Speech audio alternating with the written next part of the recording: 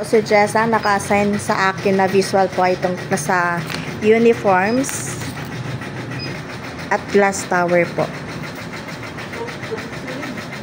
Sa special polo po, ang effective po dito is yung sa special polo po natin na size 9 at saka yung size 2C po natin.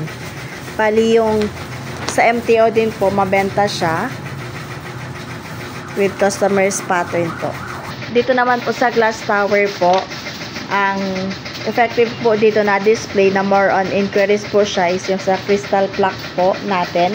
And yun sa mga drinkwares po, especially po doon sa travel mug po natin, which is may upcoming po kami na order. Sa stocks naman po na-assign po sa akin is yung sa pillowcase po natin.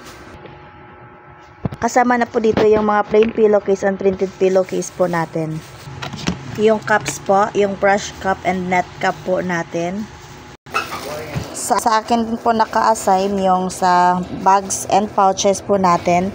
Kasama dito yung canvas regular bag natin, poly canvas with button and zipper, and yung mga pouch po natin kasama yung drawstring.